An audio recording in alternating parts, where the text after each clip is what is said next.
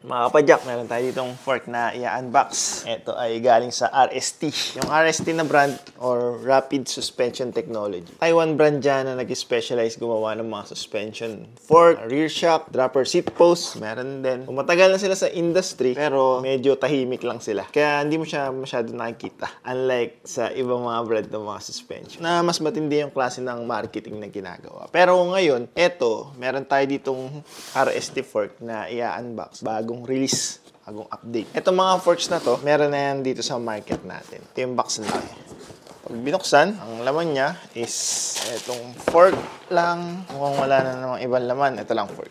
Yun, no? Ito mga kapadyak yung RST Slope na suspension fork. Ito yung dirt jump specific na fork from RST. Slope nakalagay dito. So, ngayon, yung mga suspension fork ni RST, ganito na yung itsura ng mga latest model na RST forks. Medyo parang stealthy na yung look ng decals nila. Hindi masyadong halata. Gray yung decals dito sa black na stanchions. Etong slope, pang dirt jump to. Ito gagamitin ko sa dirt jump bike ko. Pwede kayong mag-inquire sa FB page ng Comet Cycles. Sila kasi yung nag-distribute netong RST forks dito sa atin sa Pilipinas. So, kung saan merong available na stock, sa kanila kayo pwede magtanong kung sino yung dealer yung may hawak. Message nyo lang yung Facebook page nila. Lalagay ko yung link ng FB page nila sa description. I-like and follow nyo na din. Etong slope na andito sa atin, 26er, syempre, sa dirt jump bike natin gagamitin. Yung travel nito is 100 mm, which is swak na swak lang para sa dirt jump na setup. Made in Taiwan, syempre, kasi RST fork, Taiwan brand yan. Lower legs niya, glossy yung finish, makinis. Taba ng stanchions niya, 34 mm. Yung taba na yun, sakto na yun para sa pang dirt jump or pang pump track na bike. Hindi naman siya sobrang payat na kakabahan ka na baka mag-flex. Yung arc nito andito sa unahan, may cable routing para sa front brake nandyan. May mounting point din para sa caliper dito, post mount. Air suspension na rin to. Andito yung valve niya. Dito ka magkakarga ng hangin para matimpla mo. Depende sa weight mo. Gaano kadami ikakarga mo na hangin sa kanya. May compression knob dito sa taas, kulay blue. Hindi siya yung basta lang open tsaka lock. Compression knob siya. So, matitimpla mo rin kung gaano katigas yung gusto mong maging compression niya gamit tong knob na to. Steerer tube is tapered na. Decals, minimalist lang yung decals. Napaka-konti lang. Ito lang nasa gilid yan. Itong decals kung ilan yung travel, kung ano yung wheel size, tapos warning sticker lang. Yun lang. RST logo ni Slope. May rebound knob dito sa ilalim para ma-adjust mo yung bilis ng pagbalik ng fork pag nag-compress siya. Meron na dito. Hub spacing nito is 100 by 15 mm. May quick release style lever dito sa axle niya. Ang kagandahan niyan, hindi mo na need na gumamit ng tool para mapihit mo tong axle dito sa fork. Ito 15 mm, 100 yung hub spacing dito. Itong RST Slope, pang 26er talaga to. Pero, pwede mo pa rin daw siyang masalpakan ng 27.5 na gulong. Max tire is 27.5 by 2.4 or 26 by 2.4 kung 26er din. Parehos 2.4 yung lapad na pwede mong malagay sa kanya. Itong steerer tube niya, aluminum yung material. Hindi kakalawangin, mas magaan. Yung travel nito, merong 80. May 100, ito 100. Tapos meron ding 130. Hindi ko pa confirm pero pwede yatang ma-adjust internally yung travel nito na wala ka nang need na palitan na component. Kung need mo mas mababa pa, ito kasi naka 100. Kung need mo 80, pwede mo pa siyang i-adjust. Gusto mo 130, pwede rin. Yung tawag ni RST sa damper na nandito is OCR2+.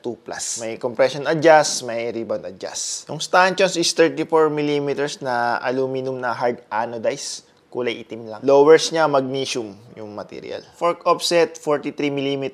Yung fork height, axle to crown, nagkakaiba-iba. Depende sa wheel size at saka sa travel. Etong andito sa atin, yung 100 nasa 490 mm na axle to crown height. Post mount yung disc brake mounting, stock nito 180 agad. Maximum niya hanggang 220 mm. So, kaya gumamit ng malaking rotor. Pero tayo, since sa dirt jump bike natin kakabit, hindi natin magagamit to. Hindi tayo magkakabit ng front brake. Yung weight nito according sa website ni RST is 2.15 kilograms. Pero tayo, check ba din natin. Verify natin. Hindi pakat yung steerer. Ang nakuha kong weight ay 2.23 kilograms. May rubber ring dito para meron kang guide sa pagsiset ng sag. First impression, yung build napakaganda. Hindi ako sure sa exact price nito pero alam ko dito pumapalo lang to ng almost half ng ibang mga common na DJ fork na pwede mabili sa market from other big name brands. Ito na siguro yung pinakamura na proper dirt jump fork kung magbubuo kayo ng dirt jump. Bakit ko nasabi masasabi na proper. Design talaga siya for dirt jump. Nung naghahanap nga ako ng mga fork na pwede kong gamitin sa dirt jump bike, nakakita pa rin ako ng ganito na lumang version. May nagbebenta pa din. Ibig sabihin, kahit sobrang luma na, papakinabangan pa din, nagagamit pa din. Kung magbubuo ka ng dirt jump tapos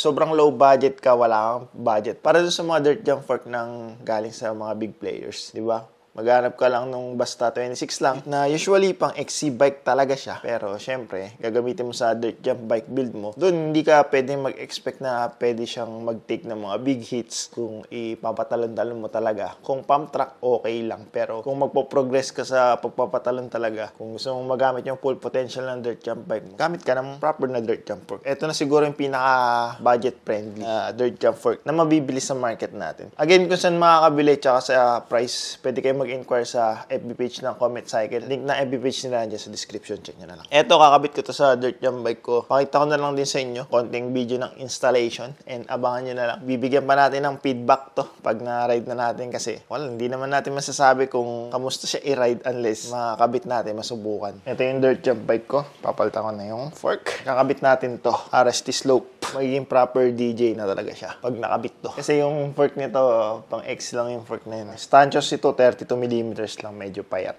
Tsaka kulay puti, hindi bagay dito sa frame ko. Tatanggalin ko yung cockpit niya kasi papalitin ako ng bars tsaka stem. Ayan, need ko siya tanggalin. Etong gamit ko na brakes dito, Shimano. Lumang model na to.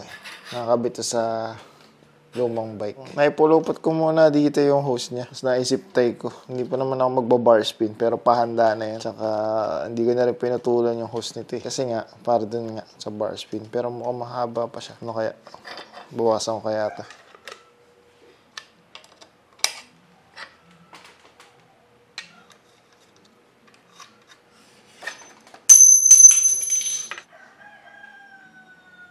Ayan, lagay natin to. Nilipat ko lang galing din sa lumang fork. Kasama naman to ng headset eh. Tapos, susukatin natin kung gaano kahaba natin puputulan yung fork. Etong steerer tube. Bala ko, lang, isang spacer lang titira ko. Hindi ko na gagawin sobrang taas. Nakatry kasi ako nung saktong taas lang. Ang ganda ng handling sa iba. Sa DJ na iba. Ganyan lang, isa lang.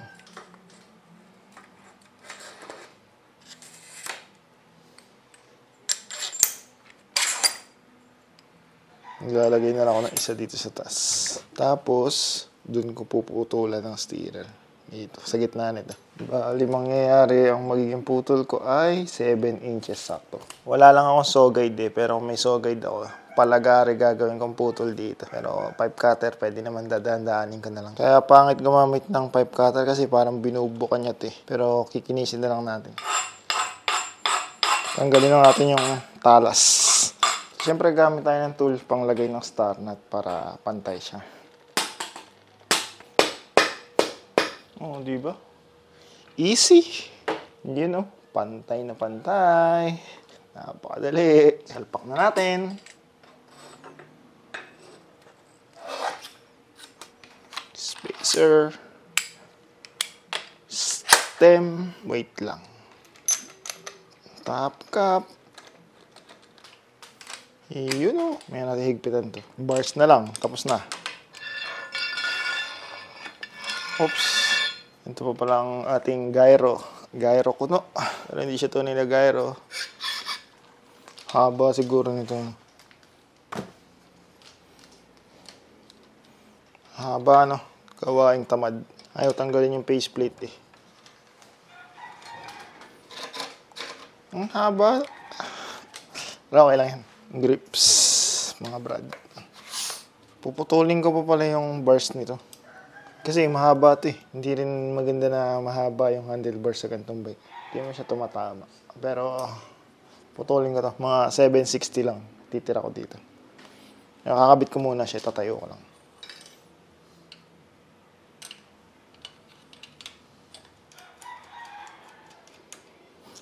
Hindi ko pa kabisado yung pagkalikot dito sa may chain tensioner eh. Mukhang kailangan talaga siyang tanggalin eh para makabit yung gulong. Or pwedeng hindi. Hindi ko kabisado eh.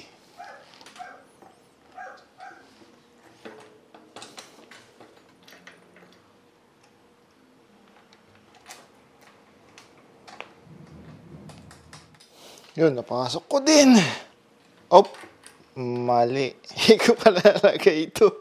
Palpak. Bakit pala nalagay ko ito muna?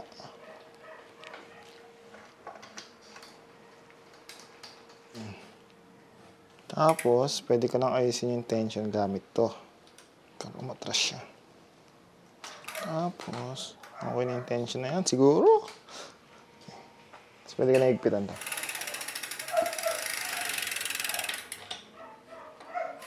Napakaangas! Adjust ng preno.